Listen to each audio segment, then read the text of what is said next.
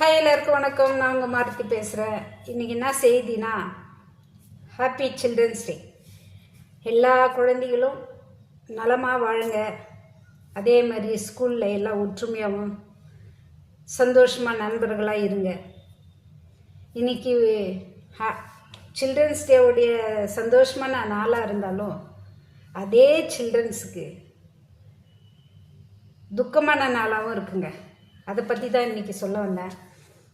தயவு செஞ்சு நான் சொல்கிறத கேட்டு நீ யாரும் உதவி பண்ண வேண்டாம். ஆனால் அந்த குழந்தைக்கோசரம் ப்ரேயர் பண்ணுங்க. என்னன்னா 8 வயசு பெண் குழந்தைய என்ஜிவி கேட்டு அங்கே 4 என்ன அந்த அறக்கரை என்ன சொல்கிறதுன்னு தெரில, பொறுக்கி பசங்க, 4 பொறுக்கி பசங்க, 18 வயசுலேருந்து 20 வயசுக்குள்ளே இருக்கிற 4 பொறுக்கி பசங்க சேர்ந்து 8 வயசு குழந்தைக்கு மயக்க மருந்தை கொடுத்து, போதை மருந்தை கொடுத்து நைட்டெல்லாம் அந்த குழந்தைய நாஸ்தி பண்ணி தூக்கின்னு வந்துட்டு விடிய காத்தால் 5 மணிக்கு என்ஜிவி கேட்டுக்கிட்ட அந்த குப்பைக்கிட்ட விசாரிட்டு போயிட்டானுங்க. அது விசாடும் போது அங்கே இருக்கிற வாட்ச்மேன் அண்ணா டியூட்டியில் இருக்கிறவர் பார்த்துட்டு ஓடி போய் பிடிக்கிறதுக்குள்ளே அவங்க ஆட்டோவில் ஏறி போயிட்டுருக்குறானுங்க. ஆட்டோவிலே தூக்கின்னு வந்து அந்த பொண்ணை அந்த குப்பைக்கிட்ட, பொண்ணுன்னு சொல்ல முடியாதுங்க, குழந்தைங்க, 8 வயசு குழந்தைங்க, அந்த குழந்தைய தூக்கின்னு வந்து அங்கே விசாரிட்டு போகிறானுங்க. அந்த குழந்தைக்கு எதுவும் ஆகக்கூடாது, அந்த உசுரை காப்பாற்றணுன்னு அந்த எல்லாம் வல்ல இறைவன்கிட்ட வேண்டிக்கலாம். நம்மளை படைச்ச ஆண்டவங்கிட்ட எல்லா மக்களும் சேர்ந்து அவங்கவுங்க தெய்வத்துக்கிட்ட வேண்டுங்க. 2வது, பெண் குழந்தை பெற்ற தாய்மார்கள்லாம் சொல்கிறேன், தயவு செஞ்சு, நானும் பெண்ணை பெற்றவ தான், தயவு செஞ்சு நம்மளுக்கு வேலை முக்கியம்தாங்க.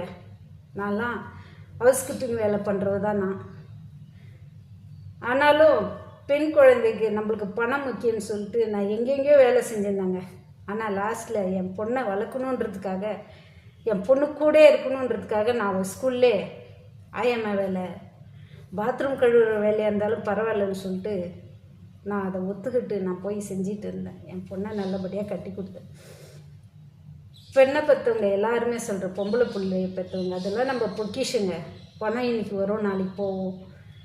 தயவு செஞ்சு அந்த குழந்தைய நல்லபடியாக அது லெவலுக்கு அதை சேஃப்டியாக பார்த்துக்கிற அளவுக்கு இருக்குது, அதை பார்த்துக்க முடியுன்ற வரைக்கும் நம்ம கூட ட்ராவல் பண்ணுங்க. தயவு செஞ்சு எல்லா தாய்மார்களும் சொல்கிறேன், தாய்மார்களுக்கு தெரியும் அந்த வழி என்னன்னு. ஆண் குழந்தைய பெற்றவங்களும் சொல்கிறேன், தயவு செஞ்சு வீட்டில் இருக்கிற ஆம்பளை பிள்ளைங்களுக்கு சொல்லி கொடுங்க. நம்ம வீட்டில் இருக்கிற பொம்பளை பிள்ளை தான். இன்றைக்கி இன்னொரு குழந்தைக்கு நடந்துச்சுன்னா நாளைக்கு நம்ம குழந்தைக்கு நடக்கும்.